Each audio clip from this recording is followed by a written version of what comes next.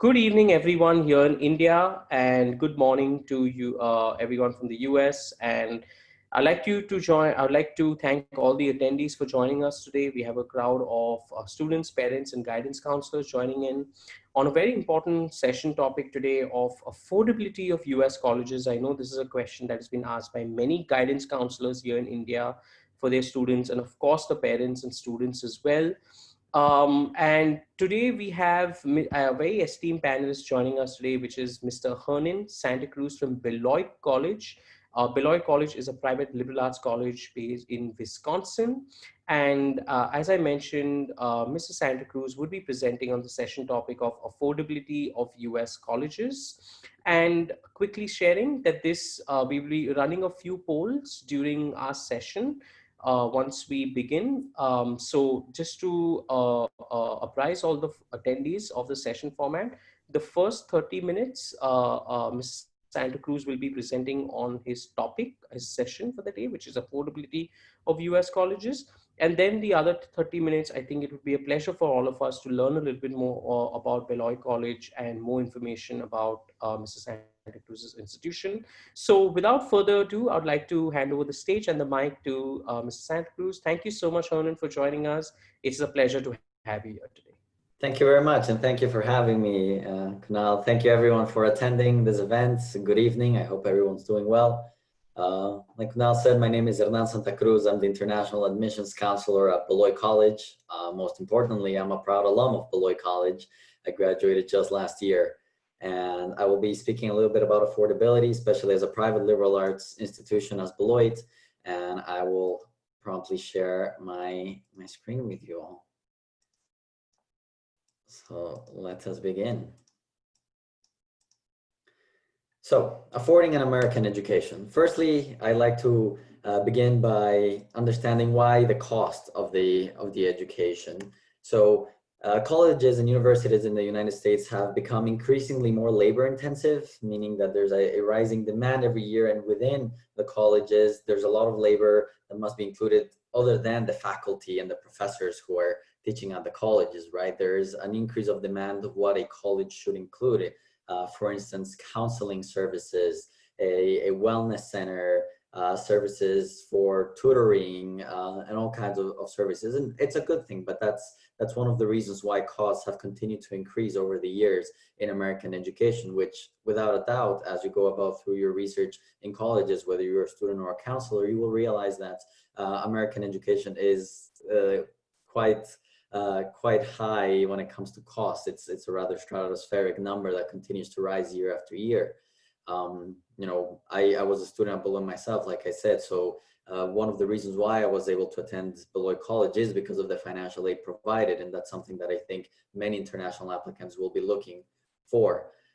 Keeping up with the costs associated with the quality of a private education is also quite important. Because of the steep competition that continues to increase every year, the costs continue to rise as well. And because there's an expanded federal funding program or loan program, colleges are able to continue to increase their prices because they know that applicants, mostly US citizens, are able to continue to apply for more federal loans that mean that prices can continue to increase. So that's why education in the United States continues to increase year after year. And you'll see that if you do any sort of studies, comparative studies over time, you'll see how exponential that cost curve has been over the last few decades. So it's important to understand why it's that costly. Now, it's important to understand that there's many resources out there as well. And this is especially helpful, yes, for counselors, but for students as well, as they go about looking for the colleges, truly thinking about what it is that makes a college valuable, and not only that, but most importantly, affordable within the realm of their financial possibility. So some of the resources I've collected include the International Student Guide to American Liberal Arts. It tells you a bit about what liberal arts are, why it's important to continue to support small liberal arts like Beloit College, because of the type of education that's being provided there. It's not a one-sided knowledge-based conversation, but rather a an immersion into profound liberal arts, meaning that you will be taking classes in a variety of fields and being exposed to a variety of humanities and sciences and arts all at the same time.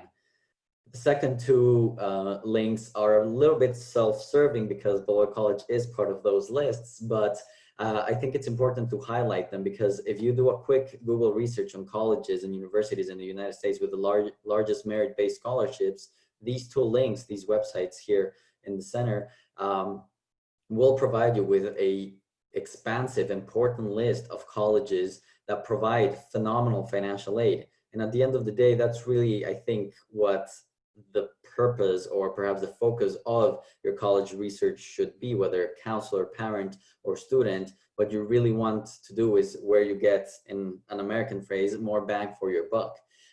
So, you know, just truly trying to determine what it is that makes this college affordable and how much financial aid is being given on average. And for instance, what percentage of students receive financial aid. I believe that is a very good indicator of true financial aid being provided by a college. So if a college, for instance, on that list says that on average they give around $35,000 or $40,000 a year worth of scholarship in a financial aid package, it's also important to realize how many students, what percentage of students are receiving that package, because if it's only around 20 to 30%, it's not really that big of a percentage. But if it's you know, upwards of 80-90% of students receiving these merit-based scholarships and financial aid, then it's a possibility where whether you apply or provide this opportunity for your students as a counselor, you'll most likely receive greater greater possibility of financial accessibility. There's a quick question about what the difference between a college and a university is and what are some of the advantages of a college. I will get back to that quite shortly. I will finish the financial aid portion of the presentation first and affordability, and then I'll get into that because it actually feeds quite importantly into what Beloit College is.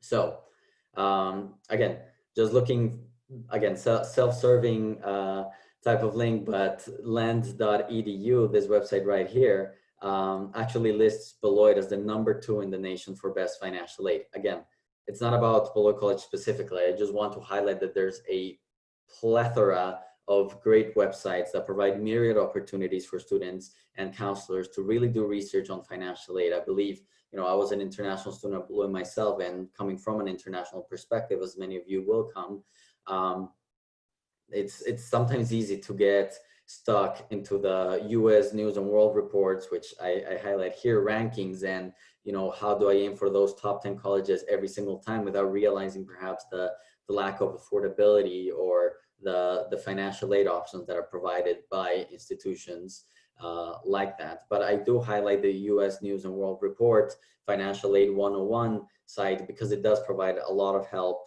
yes, for many of domestic students, but for international students as well. One of the easiest ways to really get into financial aid is to actually go into the websites of the respective colleges that you're aware of and see what it says about international financial aid. Now, this is a very important point because you will realize that there are many, many colleges in the United States that although provide great and generous financial aid for domestic students, they provide little to none financial aid for international students. I myself was guilty of applying to a few of those while I was still in high school, a senior in high school, and I distinctly remember applying because it had a great ranking, because it was a really attractive school for a variety of reasons. And then afterwards, obviously, I realized that I hadn't done the best research and that they did not provide financial aid for international students. So I think one of the key factors to really focus in on here is to develop that kind of strategic research, which allows you to easily identify where financial aid for international students may be. Now, if a website for any given college or institution or university is well developed, then hopefully you will find it with quite a little bit of ease. You're able to click on admissions, types of aid, or admissions, international students, types of aid or financial aid, and see what it says there. The information should be laid out quite clearly, especially for international students, as we know how important that can be.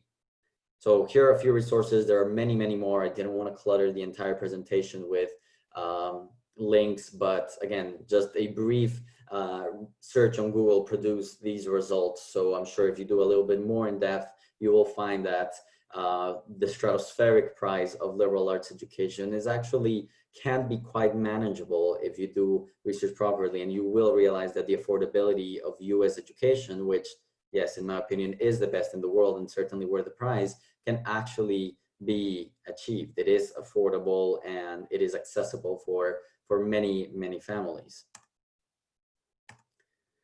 Now, something that I want to focus on more than the affordability of school is also the idea of fit as a foundation of your college search. So this is going off of what I was talking about earlier about focusing on the same 10, 20 names that we all hear about quite often. So instead, I'd rather pose these questions to you, both student, counselor, parent, and think about where it is that you can achieve your goals as a student, pursue your passions, and achieve the most, regardless of where it is that you know you're looking for. Perhaps that will expand your college search and open the doors to these more affordable colleges that perhaps you may not have heard of before. And that's something I point here at the end, that the best places for you may not be the most immediately recognizable ones. So, you know, highlighting that, I just like to say that the idea of fit will certainly be correlated with the idea of affordability. So, you know, you ask yourselves, will you be the happiest? Will you be better off at a place where you know it's going to be affordable for you and your family, or rather, or one where you might be with the burden of loans and debts looming over your entire college life? Why are you looking at the colleges that you are looking? Again, are you focusing exclusively on the ranking and what is behind those rankings and why do they matter? And if you're looking at those colleges, do you understand the financial aid that those colleges provide? Again, it's really important, in my opinion, to really do a little bit of a deep dive into every institution that you're researching and applying for, to see what is their policy behind financial aid, what kind of loans are available, what type of merit aid, which is aid that should not be paid back in most institutions. It certainly is at Beloit. What kinds of scholarships, grants you can be a part of, what kinds of programs may be eligible for.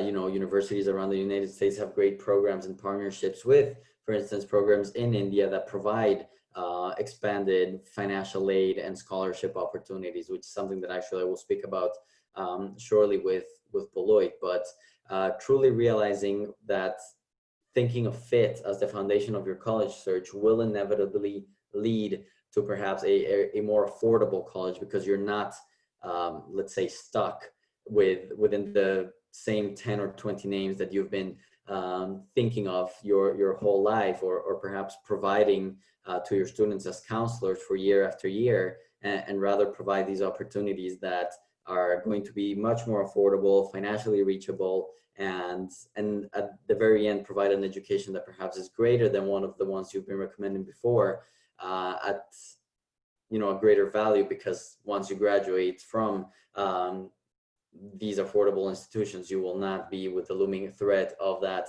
debt and loans burdening you over time. So that's basically what I have on affordability. Again, it's a rather simplified version, but I just wanted to return to the links here to let you know that all information is out there. We're lucky enough to live in a world where our access to virtual resources is almost limitless, and because of that, we're able to do a much more educated decision when it comes to colleges and the affordability of colleges than we have in the past. And that's increasingly important given the rising prices of American education. Now, you know, the argument can be made about going to different countries, but truly, in my opinion, being a product of American education, I cannot stress how incredible it truly is. And once you actually find that affordable option, it's made all the better, because you're getting an immense value out of the education you're receiving at a very affordable price. So I'll address the question here real quick from Aditi. Thank you for asking it. Thank you for joining us today. Can you share what the difference between a college and a university is? The difference between a college and a university is mostly the type of research and the type of classes you'll be receiving. A university does research, meaning that many of its professors and PhD students are not focused on actually lecturing and giving classes, but rather devoting their resources and their wealth of knowledge to doing research for the school. And this takes a variety of shapes, but on a college, the focus is almost exclusively only on the students. So your professors will be teaching you classes at any given moment. They will be focused on the student experience rather than on producing research and publishing works of research. Now, that doesn't mean that there's no research done by professors at a college, not at all, but just that it doesn't interfere with their ability to teach every day or every other day classes. In fact, college professors do a lot of research. They take sabbatical years or they do research while they're teaching, but again, it doesn't prevent them from teaching every other year, whereas perhaps in a university, many of the resources are dedicated to a science branch or a science faculty that is dedicated to researching, for instance, something that's relevant right now, some sort of antiviral or vaccine for the coronavirus. What are some of the advantages of a college? Second part of your questions are precisely that which I've mentioned already, that a lot of the focus will be on the student. For instance, I can speak again to my experience in Beloit College, in that the advantage of a college is that all the best resources and the most brilliant people are there with you rather than focusing their attention to research or some sort of higher purpose. The advantage of small colleges is that professors will be teaching you, and this is something that's quite incredible because these are brilliant people with PhDs in their respective fields who have been doing this for years and in some cases decades, and they're right there with you, teaching you the material that they've been mastering for many years. So I like the idea of a college because, again, a lot of it will be focused within the student population and the student experience. So if I may, I'd like to move to Beloit College. I will leave plenty of time to answer any questions that you may have towards the end, if that's okay. Right, absolutely. And I'm just going to run a quick poll among our audience. Thank you so much for that, Hernan. Truly appreciate your kind time in sharing these points. Very valuable for all the 11th and 12th grade students, and of course their counselors who are joining in today. So you will see the poll really quick on your screens right now. Have you heard of Beloit College? And we'll just give a quick, we'll give a quick few minutes for this poll. Sounds good.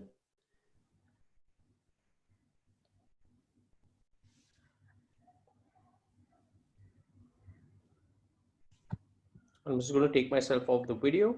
So it's the focus is on you. I think we are about 25 seconds. I'm just going to quickly do and just 1, 2. I think we have 5 more attendees. So 3, 2, 1, and end the poll.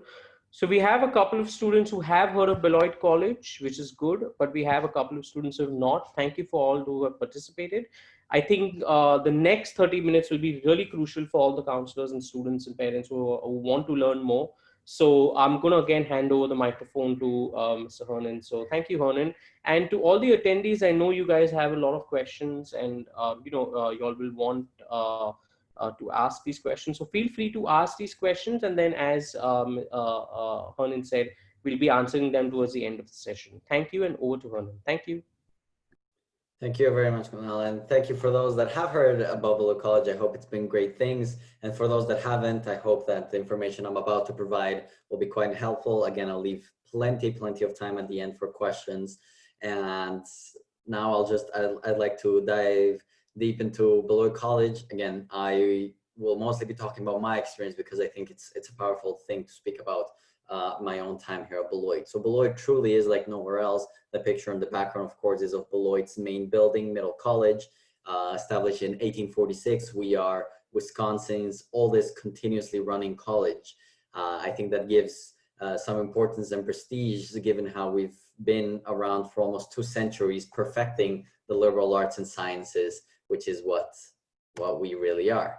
So Beloit College, like nowhere else. These are a few gorgeous pictures that I've taken, especially the two on the right and on the bottom there of the seasons at Beloit College. Coming from more tropical areas is Ecuador, where I'm from. Seeing the seasons was one of the most spectacular things I've ever witnessed.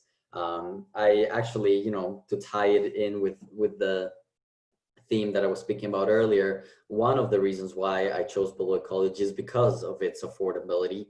Beloit College provided me with a pretty incredible financial aid package, but beyond that, it was truly about the attention to detail that I noticed from Beloit College that really struck me as something amazing. I thought to myself, if they're putting this much effort into me while being just an applicant, if there's so much devotion for just one given student before they're even enrolled at Beloit College, how good will the attention and the personalized, academic experience is going to be once I'm actually a student? So I took a leap of faith, sight unseen, and I enrolled at Beloit. One of the perhaps cultural shifts that have happened in college search processes over the last few years and decades here in the United States is that so many students visit campuses. And I know that may not be a possibility for many students, particularly, in India, halfway across the world. I certainly couldn't visit being in Ecuador, which is closer. But how we can provide that virtual experience, and Beloit did that for me, offering to talk not only to my international counselor, but to current students. So it was really a phenomenal type of attention that I received that made me feel like, again, if this is how incredible the attention is before I'm even a student, how great is it going to be once I'm actually there? And once I actually arrived to Beloit, it blew my expectations off the roof. It surpassed nearly every expectation I have set for Beloit, and opened up a wealth of opportunities. So what I'd like to start with about Beloit College, to kind of capture what it is that truly makes Beloit College unique and what makes us quite special, is the Beloit Action Plan. Now, many of you should be asking, I hope, and might be wondering what the response to COVID-19 has been from many colleges and universities. What has the plan been? What has come out of a truly unprecedented and unique situation? And so that's, the Beloit Action Plan. That's what we came up with, a truly trailblazing idea. And again, I'll be answering the questions posed shortly. So let's go into the Beloit Action Plan. So the Beloit Action Plan basically creates an education that truly works for everyone. And it's about time that happens. And so it has 5 main pillars, 3 of which I will mention because they're relevant to absolutely every single student. So the Beloit Action Plan is anchored firstly by our advanced mentoring program. Our advanced mentoring program is our newest iteration of programs that we've run at Beloit for many, many years, and in fact decades, which used to be called the first year initiatives. Basically, they are small cohorts of incoming or new first year students that regularly meet and get assigned an advanced mentor for the first 2 years of Beloit, or until they choose their own major. Again, you have 2 years of Beloit College to decide your major. One of the beauties of liberal arts is that you're able to expand your worldview and take classes in areas beyond that which you're interested in. So the advanced mentoring program meets once every 2 weeks, and it's truly the most tailored, personalized approach to mentoring that we've done at Beloit. And it's just not just about academics. Yes, a professor will be your mentor, but it's about what are your passions? How can we amplify your dreams? What are the ways in which we can expand the projects in which you're interested in, the internship opportunities that you might be exposed to, and all of that. So it's truly an incredible opportunity for students to receive an attention to their own academic path unlike anything I've ever seen before. And this is something, again, that I experienced as a student. My academic advisor, which was a very powerful professor actually here at the college, was an incredible lady who actually taught in the political science department, not something which I was involved in. I wanted to study business and economics, which is eventually what I majored in at Beloit. And so having that advanced mentor stay with me throughout my time at Beloit and providing me more than, again, just what classes I should choose, but rather what internships are offered to me, what connections they can provide me with, what networking opportunities I can take advantage of, was truly life-changing. So the advanced mentoring program, meeting every 2 weeks and just being in that close group of people will really develop your ability to provide or to receive rather phenomenal pre-professional experiences, advice, and just academic rigor and excellence, unlike which perhaps you'll see in many other places. The second pillar are career channels. Now, career channels is a rather new program here at Beloit, which is still being developed and will continue to be developed over the next couple of years, because we will be adding channels. So channels in general are springboard to your career. They are broad academic professional categories which you can be part of, and you can be part of more than one. And what these channels do is provide events and opportunities throughout the year to really not only develop networking opportunities with great people, but actually tap into our vast alumni network, which provides a lot of phenomenal resources for our current students into the companies around the area of Beloit, which I'll speak about shortly, and to truly get some of that pre-professional experiences. Again, yes, the liberal arts are an incredible way of learning, but you also need to couple all that incredible theory and knowledge into the real world. And that's something that Beloit takes a lot of pride in, to truly develop it into the real world, meaning it's applicable and relevant and up to date with the real world. So career channels, right now we have 4 very much established and developed: entrepreneurship, business and entrepreneurship, the arts and creativity channel, the sustainability and environmentalist channel, and the law and justice channel for those interested in political science, international relation, policy. And again, one of the beautiful things about channels is that you can belong to more than one.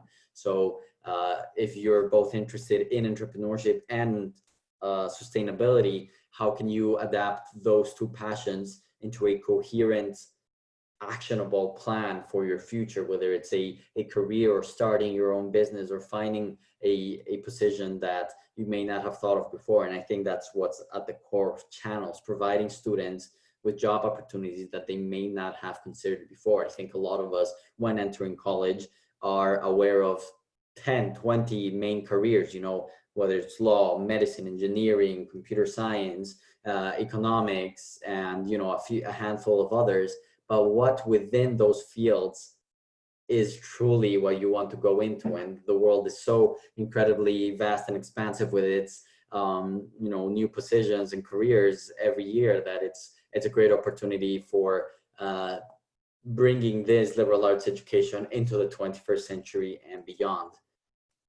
And thirdly, part of the Beloit Action Plan that is particularly relevant to the current pandemic is Beloit Mods. So Beloit Modules is a new academic calendar that we've developed that adapts flexibly to the real world, regardless of what that looks like. So if we're going to be needing to perhaps change the structure of our education system based on whether it's online, whether it's in person, whether it's hybrid, because of coronavirus this coming year, then we'll be able to adapt. So modules are 7.5-week chunks of time within a semester.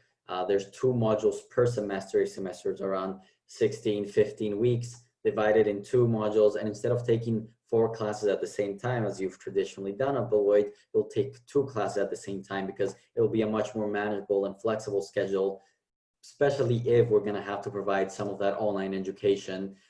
For instance, some of our current incoming students, say in India or in Nepal or in Japan, that may not be able to actually be in person here in Beloit College in the fall or in the spring, and we'll still provide that incredible Beloit education regardless of that.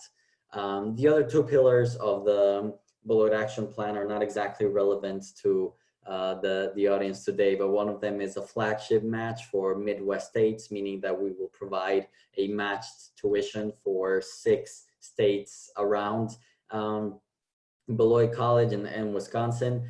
And the 5th one is the Beloit Promise, meaning that we have frozen tuition for this year current students so that they do not incur in any financial hardships given the difficult situation that we're going through now.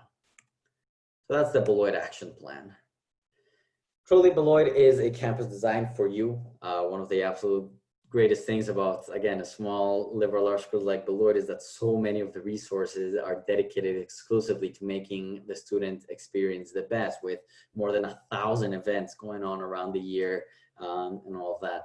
So I'll address a little bit. Beloit College is situated in the city of Beloit, Wisconsin, which is at the state line between Wisconsin and Illinois. If you're not too familiar with US geography, that is in the Midwest area, so neither East Coast nor West Coast. We're kind of in the North Center.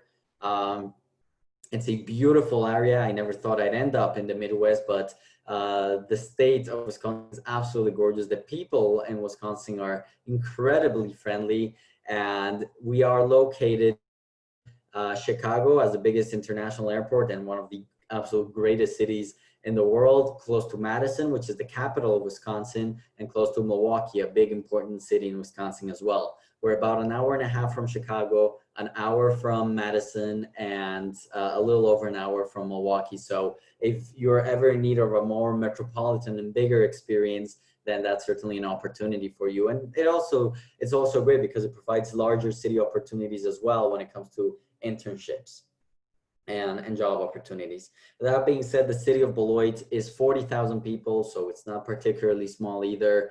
A beautiful downtown area with incredible places to eat, to grab a cup of coffee, to do a little bit of shopping. So again, it's important to understand that relationship between the college and the town or the city it is settled in. Now, the powerhouse is a highlight of our campus, and it's the picture you see right here on the left, the rendering of that final powerhouse, which is still being under construction, being built at the moment.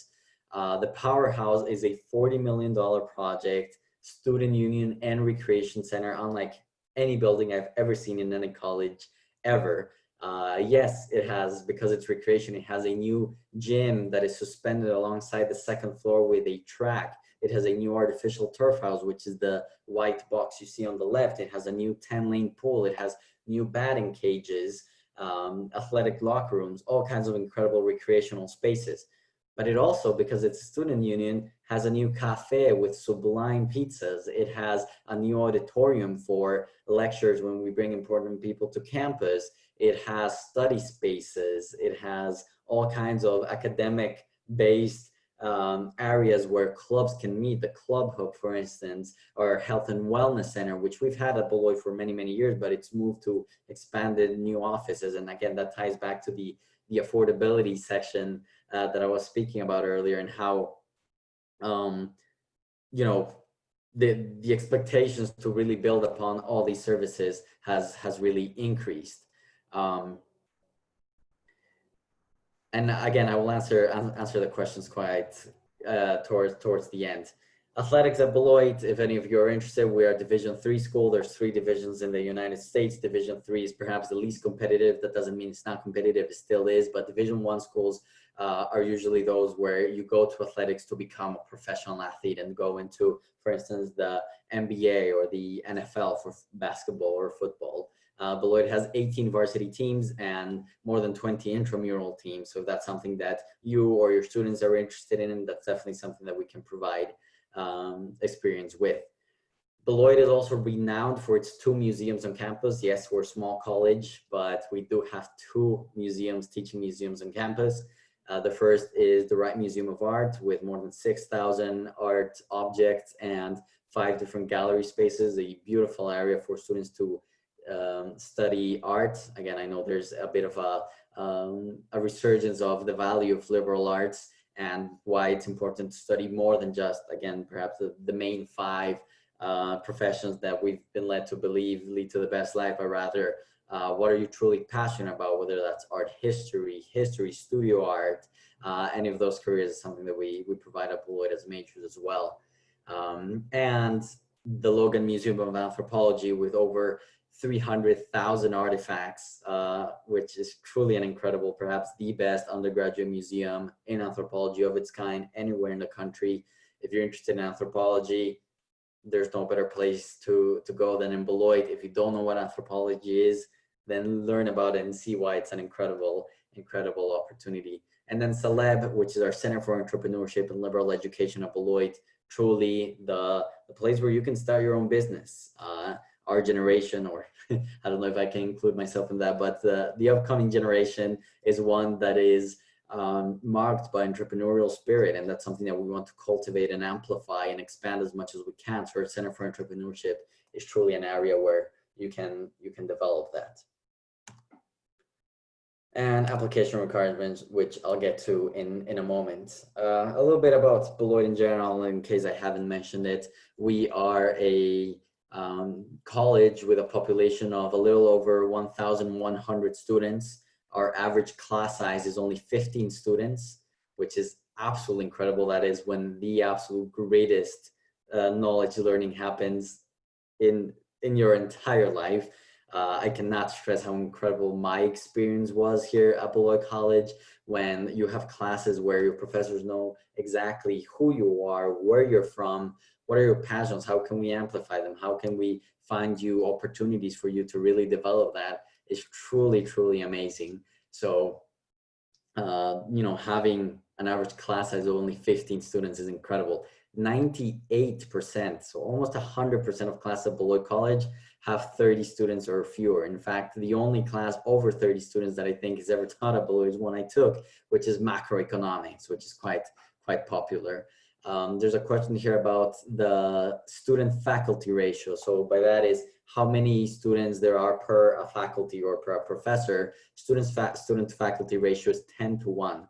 So for every 10 students, there's one professor. And again, that just creates an incredible atmosphere where you love how to, you love to learn, which is not something I was doing towards my last years of high school. I was completing projects and homework just for the sake of completing it, but coming to Beloit College and having courses where you know you have your professor's support and attention, and they have yours without a doubt, then it makes every class an adventure into knowledge seeking, into appreciating the wealth of experiences that these incredible faculty can provide. So our student to faculty ratio is 10 to 1.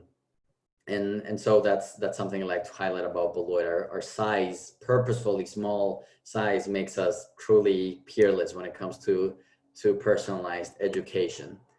And then before I get to the other questions, I just want to highlight real quick the application requirements. Applying to Beloit is easy, quick, and free.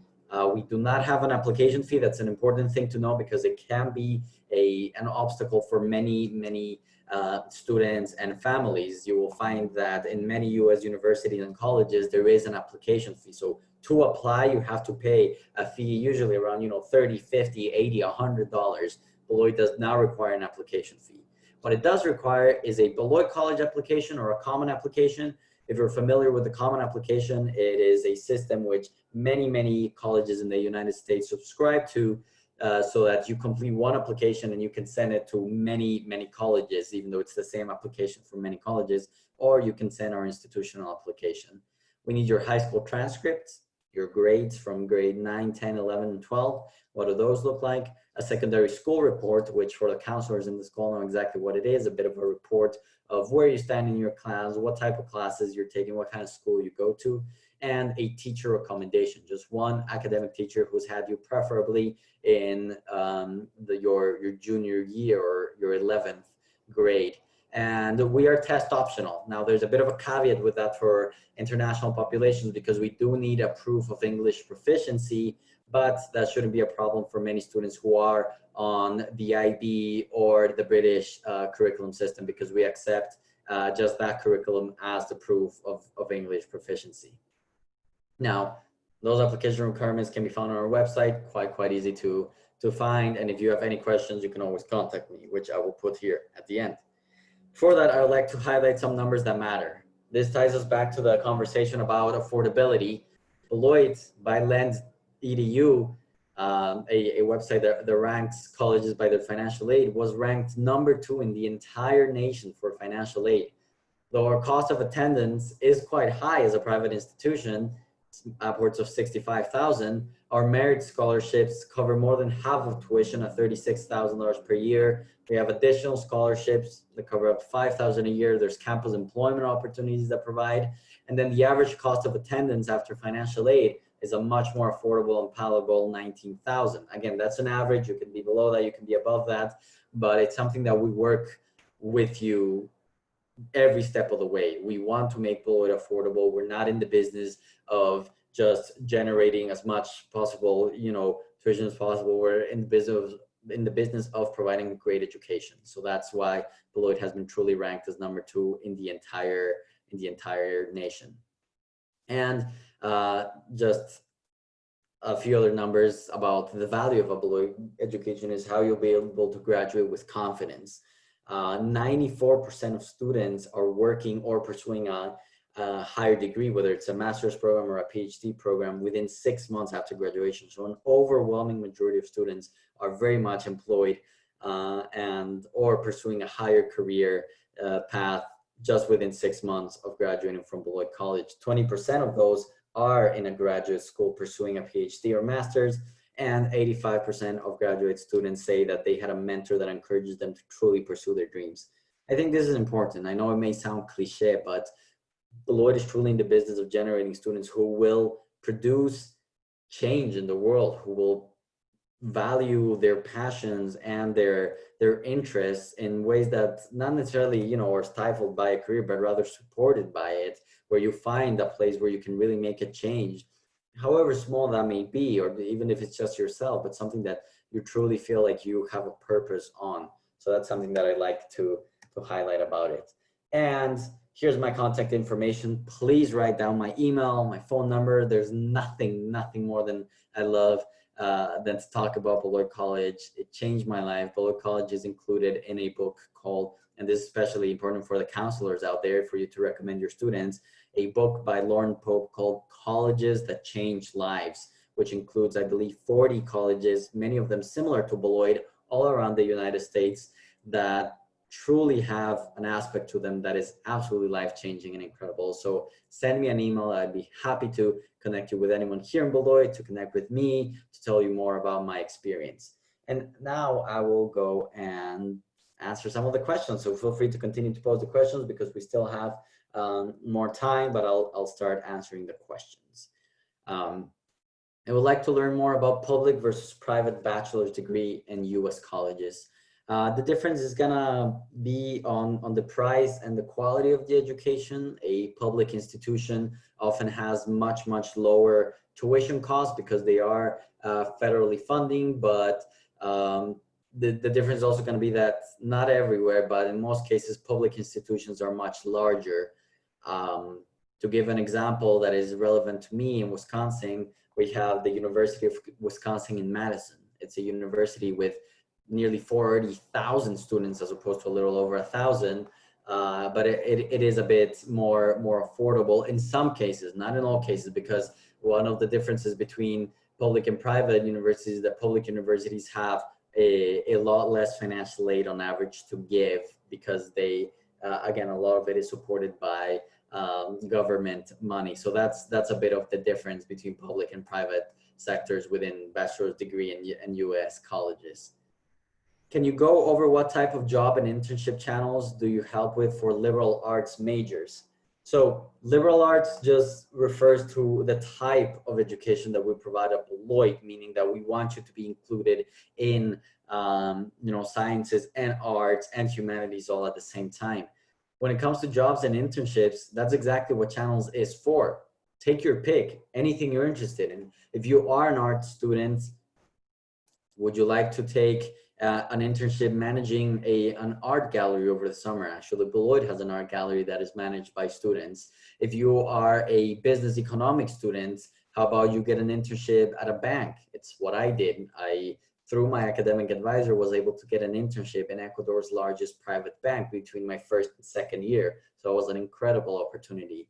If you're interested in environmentalism and sustainability, how about you get an internship at one of the local or national parks?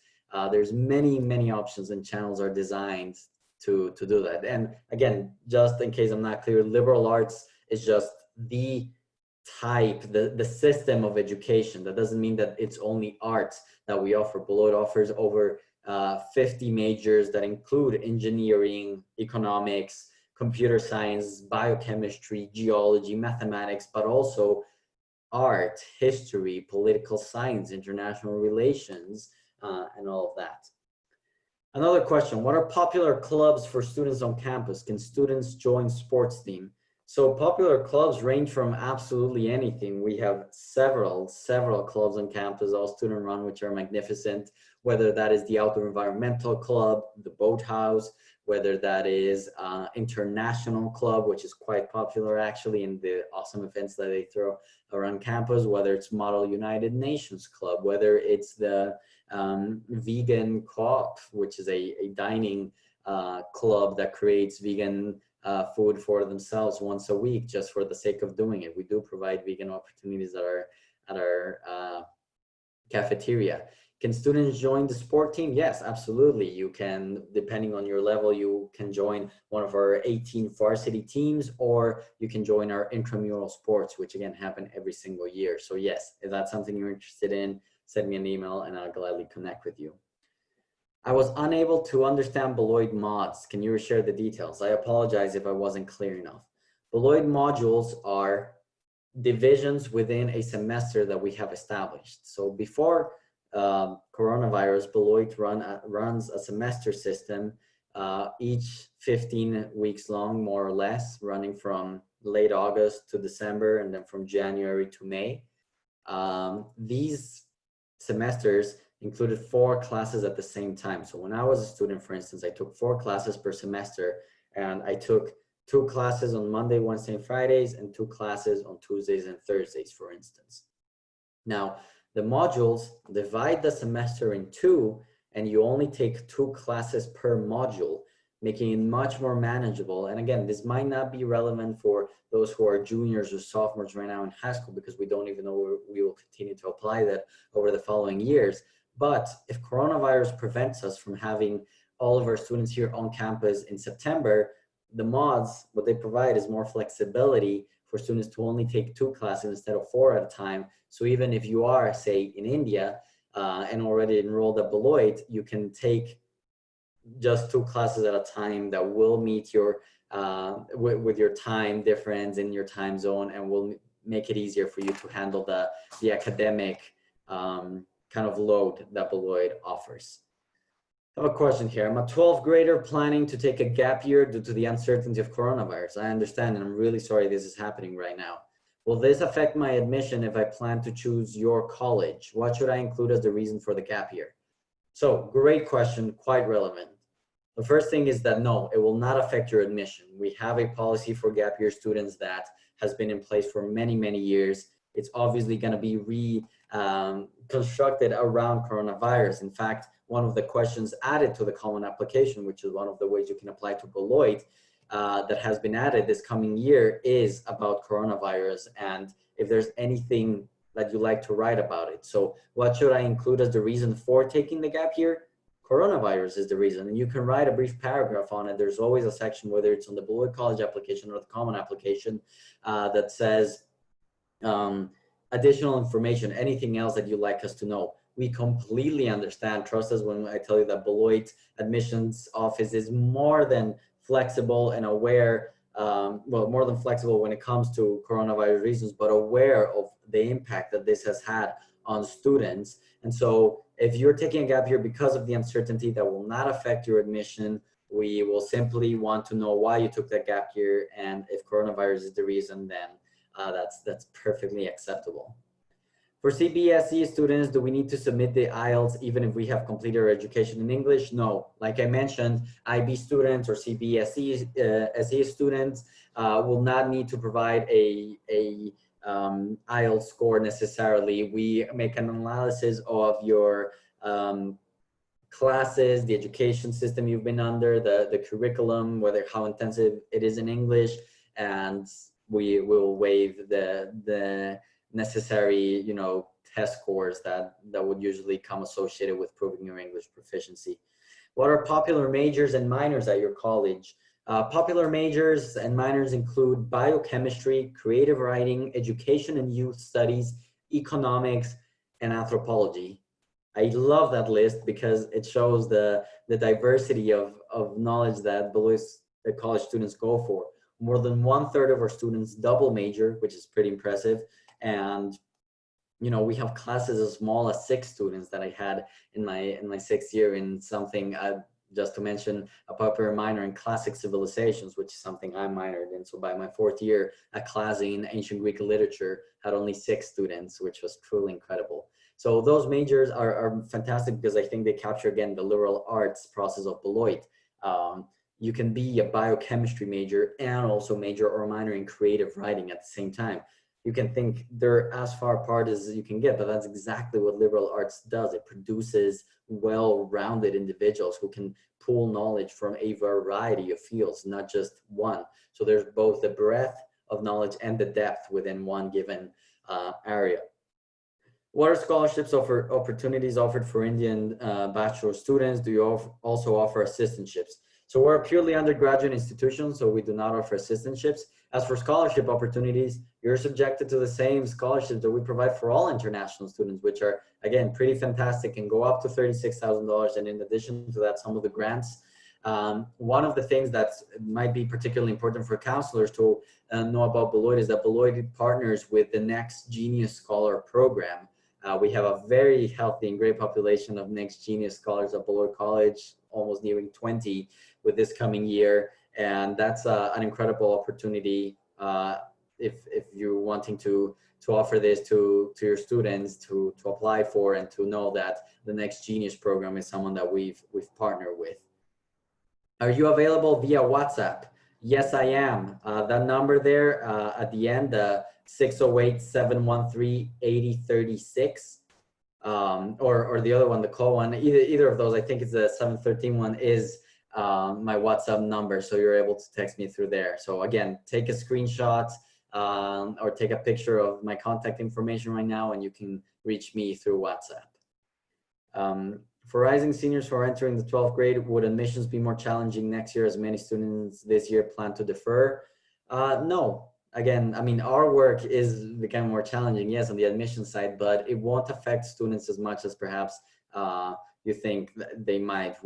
All of us here in the United States are extremely aware of the consequences and the impacts of coronavirus. And so we will be as lenient and as flexible as possible for many, many years to come, because we understand how this is impacting the 9th graders, the 10th graders, the 11th graders, and 12th graders right now, which will have a high school that is distinctly marked by this moment of coronavirus. So their admissions won't be made more challenging. I can't imagine. All universities are trying to be as flexible and lenient as possible with whatever it means. When I'm talking about leniency and flexibilities, whether, you know, your last semester in high school looks very different from others. Maybe your grades were lowered. Maybe you don't have grades because there was a pass-fail system that was implemented at the high school. So we're very much aware of that. Would it be possible for you to share a little bit on campus safety? Yes, important question. So firstly, I'd like to state that the city of Beloit is quite safe in itself. Not that it doesn't have any crime. I don't think any city in the world could say that, but it is quite safe. When it comes to campus safety, Beloit does an outstanding job. We have campus security, a group of really well-trained security that work 24/7 on campus. So literally every hour of every day of every single year, their security on campus. They do rounds. They can escort you from anywhere, from any point to any point, which is not really needed. Beloit College campus is relatively small and gorgeous. So, you know, your farthest class is a 5-minute walk from your dormitory, which is quite comfortable. But yeah, campus safety is our absolute priority, of course, and security is working every single moment. I'd like to go through these rather quickly because we're almost running out of time.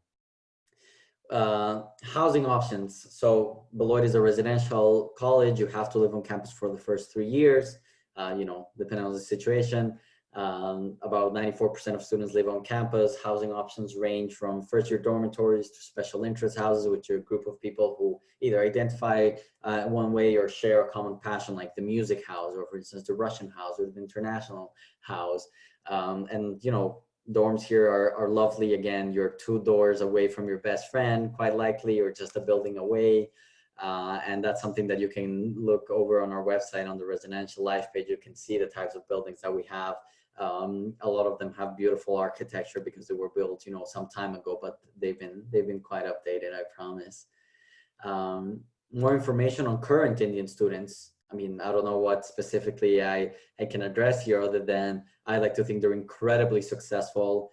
They enjoy the liberal arts very much. I have a lot of Indian students and friends on campus who, for instance, my friend Shivangi, which was our first Next Genius Scholar and a phenomenal student here at Beloit, is one of our most brilliant economic students, but she's also involved in alumni and development offices. She's involved with admissions a little bit. She's involved with our powerhouse. So I believe our Indian students are, without a doubt, some of the most successful and engaged students within Beloit.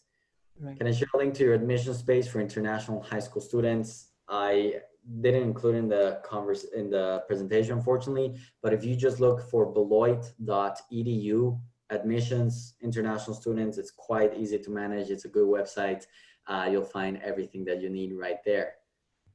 Would you be able to go over majors and minors offered and share the link for the same? Again, I'm sorry it's not included on this presentation, but just go to the website beloit.edu academics, and there's a list. I cannot possibly list all the 50 plus majors that we have at Beloit and minors, but it's something that you can find easily on the website. How does double majoring at Beloit work? It will also be nice to know how major and minoring work. Will my degree be extended more than 4 years? Very likely not. If you do everything right, you will finish in 4 years. So double majoring just means that you choose 2 different paths to study. Again, more than 1/3 of students, if you're quite passionate about 2 things at once, you can major in both things at once, whether that's creative writing and political science. You can double major just as long as you complete the requirements for each one of those different departments, then you're good to go. Major and minors is going to work the same. I had 1 major in business economics, and I had to take the specific 13 unit courses for completing my economics degree, but I also had 2 minors in classical civilizations and philosophy. So, those have fewer requirements, but if you're able to complete them and take the classes that you're taking 4 per semester, it's quite easy to complete them within your 4 years. And in fact, an overwhelming majority of our students do. What is the Next Genius Scholarships? Please share more details. It's a program that we've partnered with. You can look it up on their website, Next Genius Scholarship. It is a program in India that provides funding and opportunities and partnerships with great American institutions. Beloit is one of them. And that means that for 1 student every year, we provide a full tuition scholarship for Next Genius Scholar. And then we provide additional aid to many other scholars who perhaps aren't, the one Next Genius scholar selected, but would still be able to come to campus, which is great. Can I provide a breakdown of tuition, accommodation, and meal costs? Again, it's on the website, but our costs are upward of $65,000. Tuition is around $55,000, and accommodation and meal costs are about $9,000 a year. Again, that's a scary price, but remember that Beloit's financial aid is remarkable, and your average price will be much, much lower than that. And when do you start spring applications? Soon, not quite yet. Spring applications open up a little later in the summer, but as soon as that's open, I can definitely let you know. Adnan, if you'd like to send me an email to remind me and to let you know exactly when that happens, I'd be happy to do so. And that's about my time. I don't want to get over time. Thank you all very much for joining me. I hope you're all doing well. I know these are difficult and uncertain times. Just know that this will pass, it will get better, and that people like me at Beloit College are working very hard to making college a reality for many, many of you in the coming years. So counselors, thank you for listening about Beloit College. Please share with your students is truly an education, a world-class education, unlike any other, with remarkable study abroad opportunities, which I forgot to mention. And students, thank you again. I know it's hard, but it will get better. Thank you for learning a bit about Beloit College. And I hope my resources, I know it was a very brief, it seems brief now, my discussion on affordability, but there are affordable colleges out there. Just do the research and you will find it. And for parents and for everyone else, thank you very much for joining me. It's been an absolute pleasure. Please send me an email, send me a text, and thank you very, very much for your time today. Great. And thank you, Honan, for your kind time. It was a really useful session, and I hope the students enjoyed it. Before we conclude for the day and I come back online again, we usually run a poll just to, I hope the students, to gauge what the students have to say. And students, this is on your screens right now. If you could kindly share your feedback, it always helps, Hernan and other admission officers who are joining us, in their pursuit to provide information, as Hernan said, to make the college decision process easier. So it would really be helpful. Of course, we have it on the screen. We're going to wait for a quick few more seconds, and then of course we're going to I think it's 30 seconds up, and we can. So 100%. Thank you so much. Really, really appreciate, Hernan. Before we conclude for the day, I'm going to come back on video so you can see me. And thank you so much for your kind support, your kind time. I think it was a very useful session that you have provided today Thank you. to everyone here. And I know this email address is there, and we'll be sharing the recorded session with the other schools, counselors, students, and parents as well, so that they can get in touch with you directly. And we truly appreciate it. I know it's been very early, so thank you once again for your time. And I wish you a wonderful day in Wisconsin. Thank you. Thank you very much. And again, thank you everyone for joining us, and thank you for making this a possibility. Kunal, I really appreciate it. Thank you so much. And we look forward to keeping in touch with you, and I'll be in touch, with more information. So thank you so much again. Take care, Hanan. Wish you a Sounds good good. day. Goodbye. Okay, bye.